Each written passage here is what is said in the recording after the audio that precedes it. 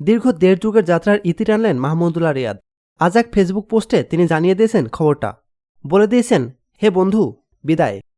তার বিদায়ের ঘোষণার পরপরই সতীর্থরা তাকে প্রতিক্রিয়া জানাতে শুরু করেছেন। সবার আগে জানালেন তাওহিদ হৃদয়। হৃদয় জানালেন মাহমুদুল্লাহকে নিয়ে তার স্মৃতি। তিনি ফেসবুক পোস্টে লিখলেন, ছোটবেলায় টিভির সামনে দেখা প্রত্যেকটা ব্রিলিয়ান্ট মুহূর্তের জন্য ধন্যবাদ মাহমুদুল্লাহ রিয়াদ ভাই। এরপর একটা গোপন নামও ফাঁস করেন হৃদয়। তিনি জানান, সবাই আপনাকে সাইলেন্ট কিলার ডাকলেও আমাদের বন্ধু মহলে আপনার নাম ছিল পেইন কিলার। এমন অনেক ম্যাচ আছে যেগুলোর শেষ মুহূর্তে রিলিফ আপনার থেকে উপহার পেয়েছি। পোস্টের শেষে তিনি শুভকামনা জানিয়ে দোয়ার কথাটিও জানিয়ে দেন। তিনি বলেন, আমার দোয়ায় থাকবেন আপনি, যেমনটি সবসময় ছিলেন। অবসর জীবনের জন্য শুভকামনা।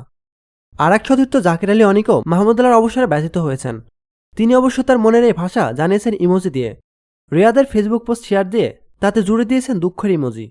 তার আরেক সতীর্থ রুবেল হোসেন তার ফেসবুক পোস্টে লিখেছেন, থ্যাংক ইউ মাহমুদুল্লাহ রিয়াদ ভাই, আপনি একজন চ্যাম্পিয়ন ক্রিকেটার।